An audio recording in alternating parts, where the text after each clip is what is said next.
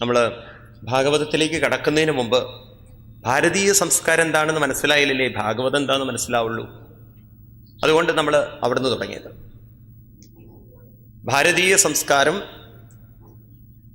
അന്വേഷണത്തിന്റെ സംസ്കാരമാണ്. എന്താണ് അവരന്വേഷിച്ചത്?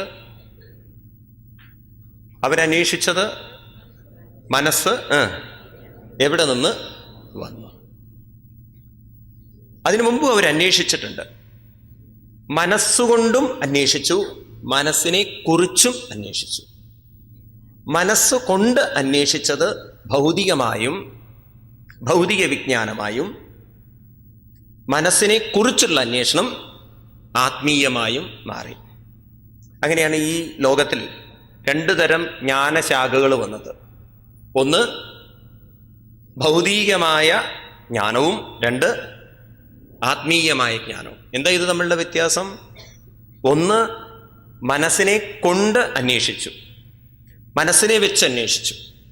ഇപ്പം ഞാൻ നിങ്ങളെക്കുറിച്ചുള്ള ഡീറ്റെയിൽസ് ഒക്കെ അന്വേഷിക്കുന്നത് എൻ്റെ മനസ്സുകൊണ്ടാണ് അല്ലേ?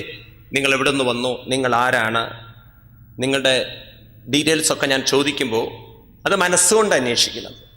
ആ അറിവിനെ ഭൗതികം. ഇങ്ങനെ ലോകത്തിലുള്ള ഓരോ സംഗതികളും. ഇപ്പം നമ്മുടെ പൂർവികന്മാരെ സംബന്ധിച്ച് ഇന്ന് ലോകത്തിലുള്ള സകല വിജ്ഞാനങ്ങളും മനസ്സുകൊണ്ട് അന്വേഷിച്ചതായതുകൊണ്ട് അതിനെന്ത് വിളിക്കണം? നമ്മൾ പഠിക്കുന്ന ഫിസിക്സും കെമിസ്ട്രിയും എല്ലാം ആവട്ടെ, ഇന്നുള്ള എല്ലാം സകലവും അതെല്ലാം മനസ്സുകൊണ്ട് അന്വേഷിച്ചതായതുകൊണ്ട് അതിനെ എന്ത് വിളിക്കണം? ഭൗതികം. അവരുടെ ഉള്ളിൽ മനസ്സിനെ കുറിച്ചുള്ള അന്വേഷണം വന്നു. മനസ്സിനെ കുറിച്ചുള്ള അന്വേഷണം വരാൻ കാരണം അവർ വളരെ ശ്രദ്ധാലുക്കളായിരുന്നു, ഒബ്സർവേഷൻ ഉള്ളവരായിരുന്നു.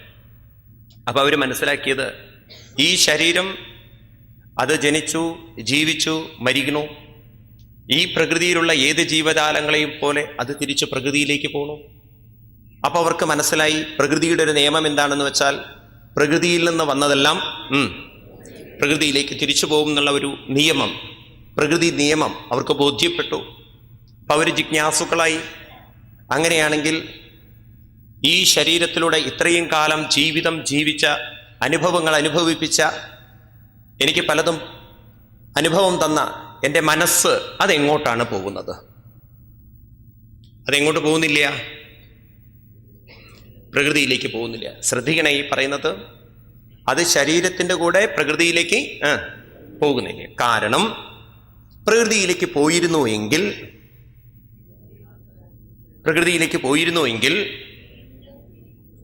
പിന്നീട് ഒരിക്കലും അത് വരരുത്.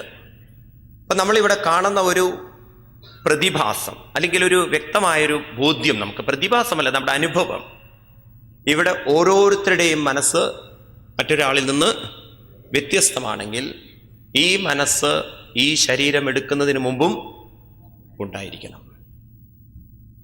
കാരണം സംഗീതം പഠിക്കാത്ത കുട്ടി സംഗീതം, എൻ്റെ വീട്ടിൽ ഞങ്ങൾ വീണ്ടും വേറെയും ബ്രദേഴ്സൊക്കെ ഉണ്ട് എനിക്ക്, അവരെന്നെ പോലെ ഭാഗവതം പറയുന്നില്ല. എൻ്റെ അച്ഛനും അമ്മയും ഞങ്ങൾ 4-5 പേരുണ്ടെങ്കിൽ എന്നെപ്പോലെ എല്ലാവരും ഭാഗവതം പറയേണ്ടവരാണ്. പക്ഷെ അവർക്ക് പറയാൻ പറ്റുന്നില്ല. അപ്പോൾ ഒരു കാര്യം ഉറപ്പാണ്, എന്ത്?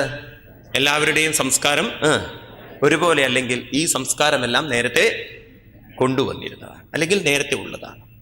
അപ്പോൾ തീർച്ചയാണ് മനസ്സ് പ്രകൃതിക്കൊപ്പം പോയിട്ടില്ലെങ്കിൽ, അത് എക്സിസ്റ്റ് ചെയ്യുന്നുണ്ടെങ്കിൽ, അത് നിലനിൽക്കുന്നുണ്ടെങ്കിൽ പ്രകൃതിയുടെ നിയമം അതിനും ബാധകമാണ്. എന്താ പ്രകൃതിയുടെ നിയമം? ഏതിൽ നിന്ന് വന്നുവോ അത് അതിലേക്ക് പോകണം. അപ്പൊ തീർച്ചയായിട്ടും മനസ്സിന്റെ പിന്നിലും ഒരു ഉറവിടമുണ്ടായിരിക്കണം അല്ലേ? മനസ്സ് എവിടെ നിന്നോ വന്നതായിരിക്കണം. ഇനി മനസ്സ് അവിടെ തന്നെ എത്തിച്ചേരേണ്ടതുണ്ട്. അതുകൊണ്ട് ഋഷിമാരുടെ ചോദ്യം, നമ്മുടെ പൂർവികരുടെ ചോദ്യം, മനസ്സ് എവിടെ നിന്നാണ് വന്നിരിക്കുന്നത്? ഇതാണ് അവരന്വേഷിച്ചത്. അപ്പം അതിനവര് കണ്ടെത്തിയ ഉത്തരം ഇതാണ്.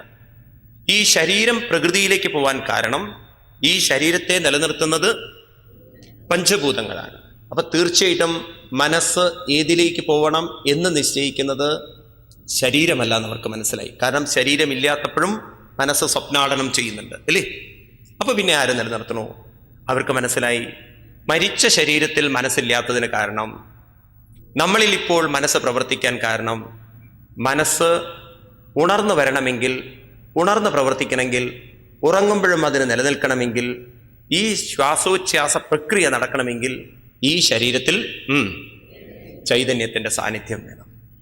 നിറഞ്ഞിരിക്കുന്നൊരു ചൈതന്യത്തിലെ ഈ മനസ്സും പ്രാണനും എല്ലാം പ്രവർത്തിക്കുന്നുള്ളൂ. എങ്കിൽ മനസ്സിനെ നിലനിർത്തുന്നത് ചൈതന്യമാണെങ്കിൽ അതിന് തിരിച്ചു പോവേണ്ടതും ചൈതന്യത്തിലേക്കാണ്. ആ ചൈതന്യത്തെ നോക്കിക്കൊണ്ട് ഋഷീശ്വരന്മാര് പറഞ്ഞു, തമേവ വിദിത്വ, ഇതിനെ അറിഞ്ഞാലും ബ്രഹ്മത്വം, ഇതാണ് ബ്രഹ്മം എന്ന് പറയുന്നത്. ഇതിനെയാണ് അക്ഷരം എന്ന് പറയുന്നത്. അക്ഷരം എന്ന് പറഞ്ഞാൽ ABCD നല്ല അർത്ഥം. അക്ഷരം എന്ന് പറഞ്ഞാൽ ഒരിക്കലും നശിക്കാത്തത്.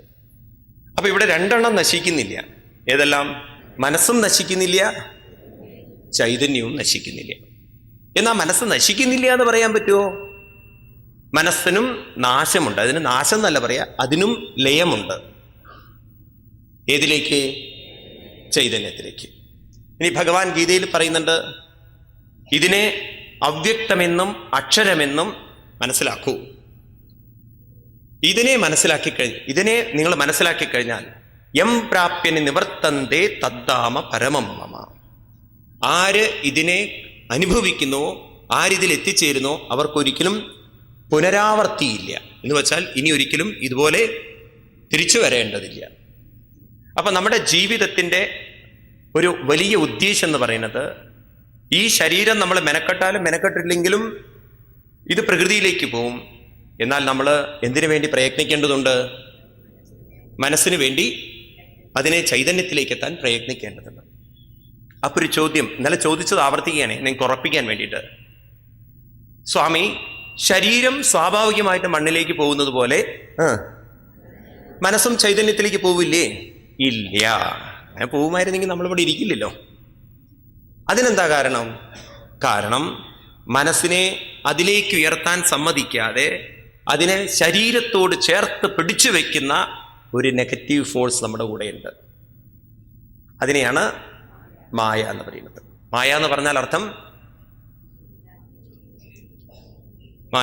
അർത്ഥം, മനസ്സിന്റെ അവിവേകം. അതാണ് മായ എന്ന് പറയുന്നത്. അവിവേകത്തോടുകൂടിയ ജീവിതം, വിവേകമില്ലാത്ത ജീവിതം എന്ന് പറഞ്ഞാൽ എന്താ അർത്ഥം? അതായത് മനസ്സ് ചൈതന്യത്തിലേക്ക് ചേരണമെങ്കിൽ ആ മനസ്സ് അത്രത്തോളം സൂക്ഷ്മമായിരിക്കണം. എങ്ങനെയുള്ള മനസ്സേ അതിലേക്ക് ചേരുള്ളൂ?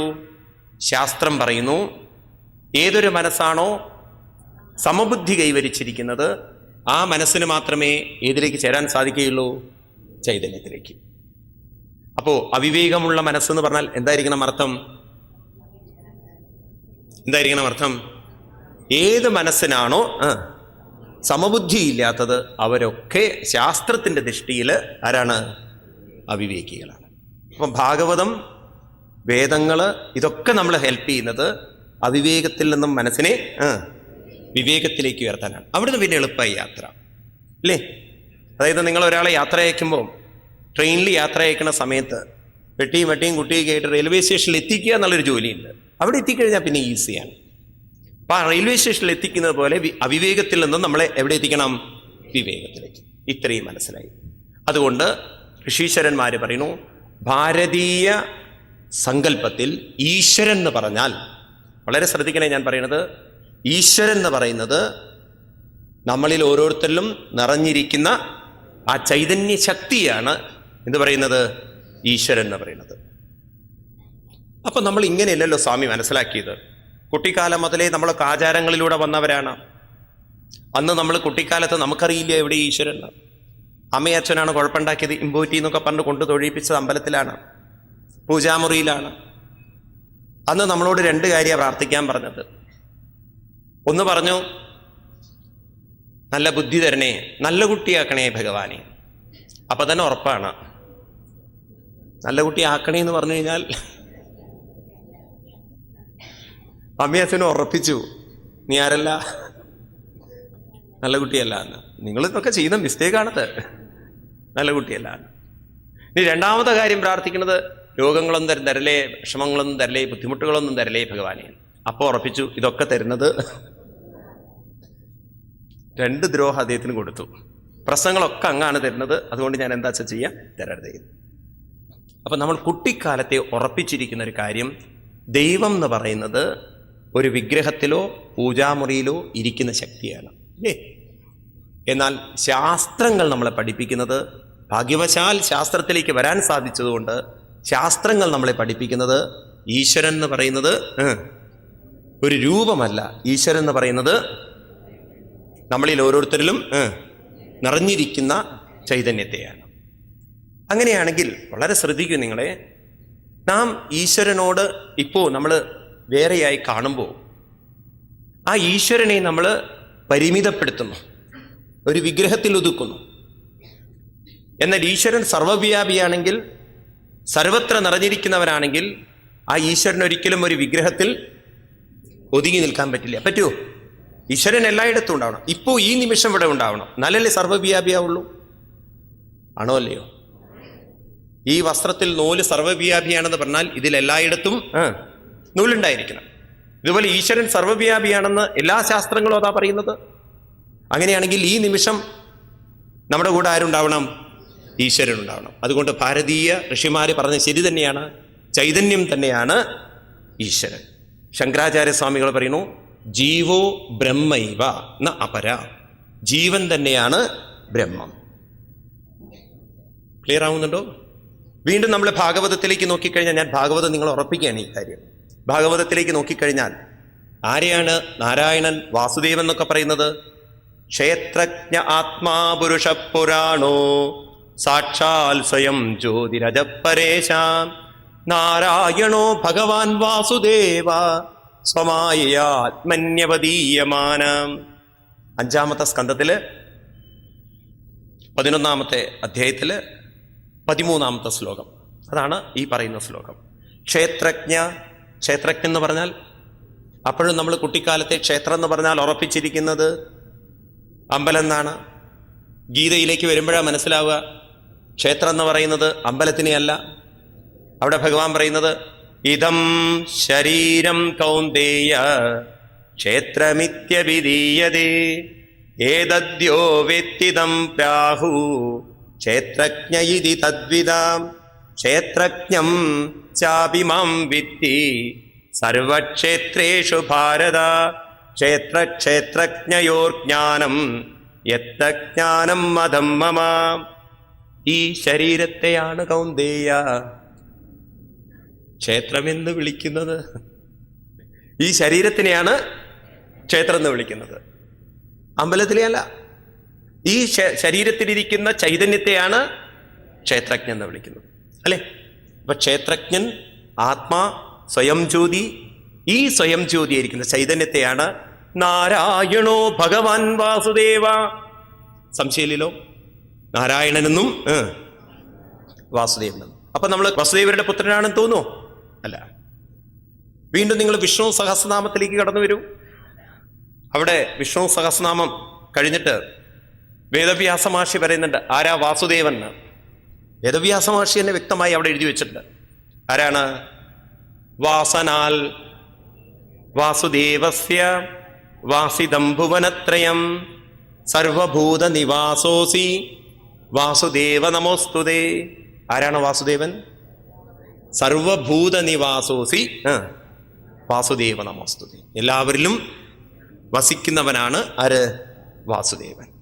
ഈ ശബ്ദങ്ങളൊക്കെ സൂചിപ്പിക്കുന്നത് നമ്മളിൽ നിറഞ്ഞിരിക്കുന്ന ചൈതന്യത്തെ തന്നെയാണ് വാസുദേവനെന്നും നാരായണനെന്നും ഒക്കെ പറയുന്നത്. സബ്രഹ്മ സഹരി സ അക്ഷര പരമസ്വരാട് ഋതം സത്യം പരം ബ്രഹ്മ പുരുഷം കൃഷ്ണ പിംഗളം ഊർധ്വരേദം വിരൂപാക്ഷം വിശ്വരൂപായ വൈ നമോ നമ. ഈ സത്യത്തെ തന്നെയാണ് ബ്രഹ്മം